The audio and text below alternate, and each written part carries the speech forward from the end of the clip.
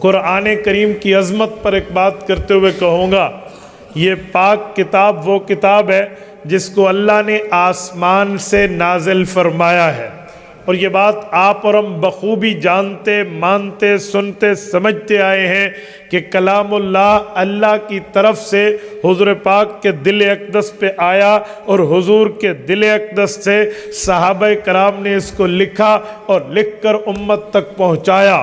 میرے دوستو، قرآن کریم وہ ہے، جب رسالت مآب علیہ السلام اس دنیا سے رخصت ہوئے تھے تو یہ قرآن کریم یوں ایک کتاب کی شکل میں جمع نہیں تھا، بلکہ پتھروں پہ لکھا ہوا تھا، چمڑوں پہ لکھا ہوا تھا، اسی طرح پتوں پہ لکھا ہوا تھا۔ یہ پتے، چمڑے، پتھر قرآن کے گویا کے صفحات تھے، دستاویزات یہی تھیں۔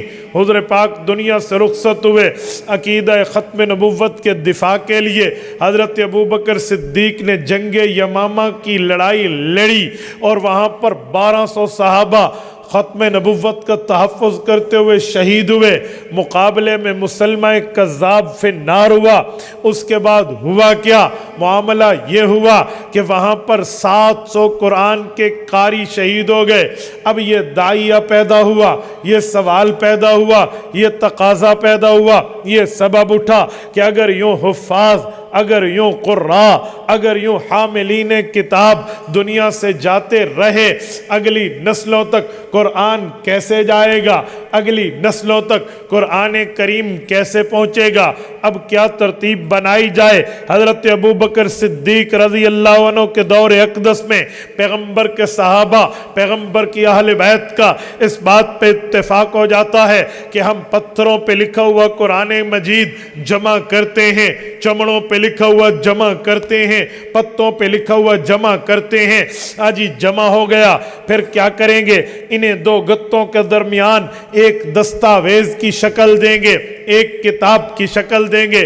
بھائی ٹھیک ہے، کتاب کی شکل مل جائے گی، آؤ جمع شروع کرتے ہیں۔ پیغمبر کے صحابہ، پیغمبر کی اہل بیت نے محنت شروع کی ہے، یوں کلام اللہ جمع ہوا۔ اب اس کے لیے کچھ شرطیں بھی لگائی گئیں کہ ہر آیت کو تو آیت نہیں سمجھیں گے، ہو سکتا ہے کچھ منسوخ ہو، جو آیت آئی پھر بعد میں حکم اٹھا لیا۔ اب کس وقت کی قرآن کی آیات کو جمع کریں گے؟ اس پر صحابہ کرام نے جس بات پہ اتفاق کیا، پیغمبر کی اہل بیت نے جس نقطے پہ اتفاق کیا، وہ عرضہ اخیرہ تھا۔ عرضہ اخیرہ کسے کہتے ہیں؟ جبرائیل علیہ السلام ہر سال آتے، رمضان المبارک میں خود بھی قرآن پڑھتے، رسول اللہ قرآن سنتے، پھر حضور پاک پڑھتے، جبرائیل سنتے۔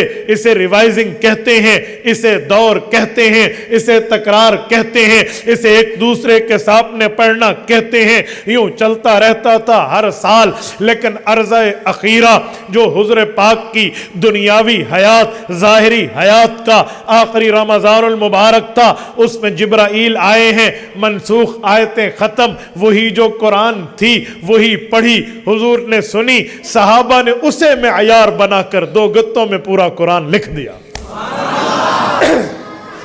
اسے معیار بنایا۔